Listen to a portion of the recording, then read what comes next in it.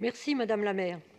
Alors, au nom des écologistes, je voudrais partager avec vous la surprise quand nous avons appris que l'échange autour du rapport développement durable avait été rattaché au débat d'orientation budgétaire. Depuis quelques années, avec une accélération notable ces derniers mois, le vert ne cesse d'être à la mode. Tout le monde se veut écologiste. Les derniers conseils de Paris, la présentation de certaines délibérations par des groupes de centre droit en témoignent. Réflexion sur la pollution lumineuse, réforme du stationnement des 2 roues motorisées, dénonciation des programmes d'aménagement tels que le TEP de Ménilmontant, la ZAC Bercy-Charenton.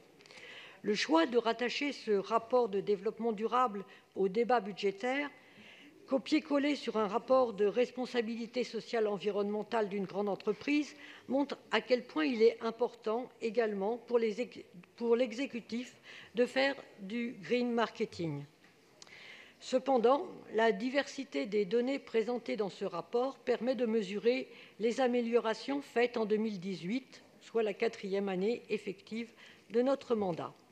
Les écologistes ont été tant force de proposition que soutien de nombre de mesures présentées ici. Le meilleur déchet, c'est celui que nous ne produisons pas.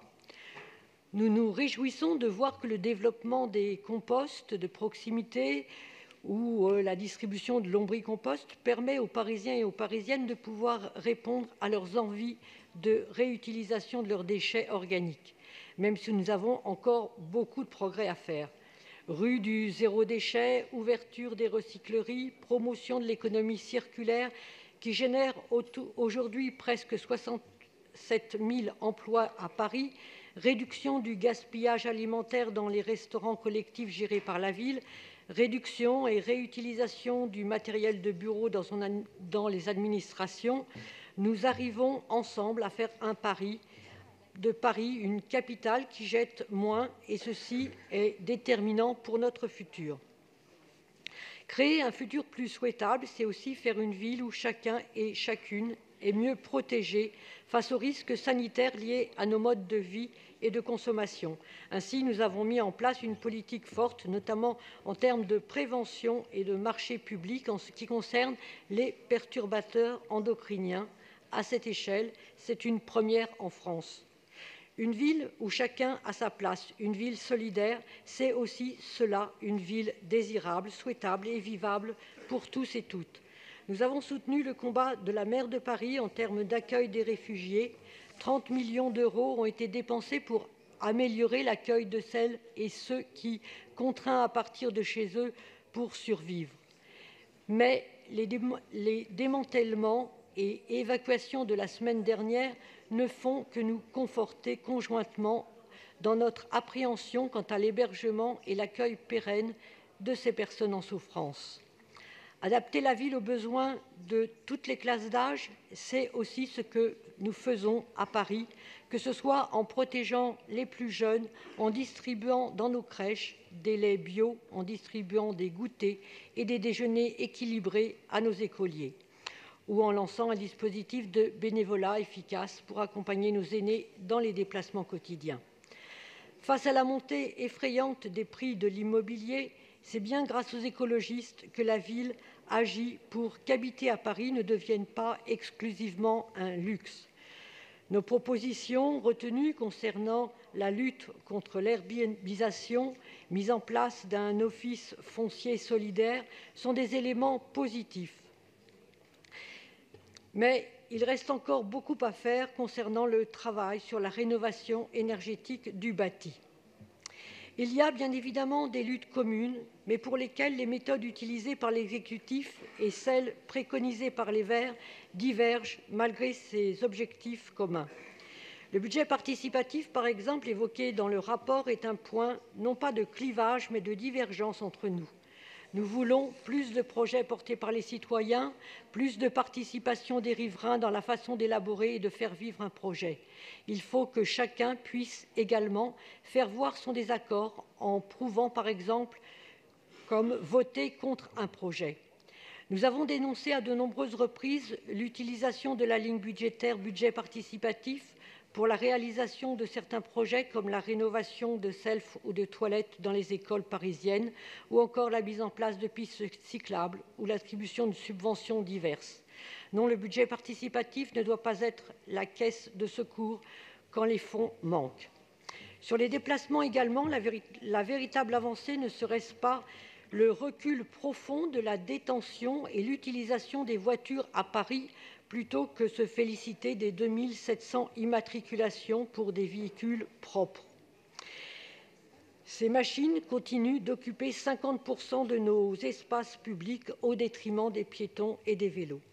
Et enfin, et c'est peut-être le plus contradictoire dans ce rapport, c'est bien la façon dont sont présentées certaines actions de la ville, foncièrement non écologiques, non durables, et ne participant aucunement à faire de notre ville une métropole souhaitable et désirable qui montre la différence entre ceux qui sont écolos et ceux qui se disent écolos. Page 17, par exemple. Mettre la nature partout où cela est possible. On penserait presque à une plaisanterie, mais non. Les 3 hectares de la future ZAC Chapelle-Charbon, par exemple, sont bien présentés comme un atout sans précédent pour lutter contre le réchauffement de notre ville. Je pourrais aussi citer la ZAC Bercy-Charenton ou le TEP des Ménilmontant. Mais je terminerai simplement en évoquant les forêts urbaines qui seraient construites au-dessus des parkings souterrains. Pour les écologistes, l'objectif doit être avant tout la préservation des espaces de nature et de pleine terre à Paris. Certains combats sont, eux, effectués à mi-chemin. Par exemple, la lutte de la ville contre les publicités sexistes ne sera effective que quand nous cesserons de lutter libre champ, que nous cesserons de donner libre champ au consumérisme dans nos villes, c'est-à-dire en disant non à la pub. Le greenwashing de quelques aspects de la politique municipale est criant dans certains passages de ce rapport. L'action de la ville en matière d'ondes, malgré la création d'Ondes Paris, est minime.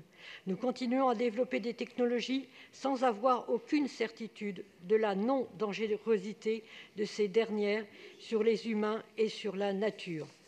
Enfin, et cela est presque symptomatique, non, la biodiversité ne se protège pas grâce à des événements comme biodiversitaires qui ne génèrent que des déchets et espaces de merchandising pour les lobbies de la viande, par exemple. Le point d'orgue de la politique municipale semble être, au regard de ce rapport, puisqu'évoqué en conclusion, la tenue des Jeux Olympiques en 2024.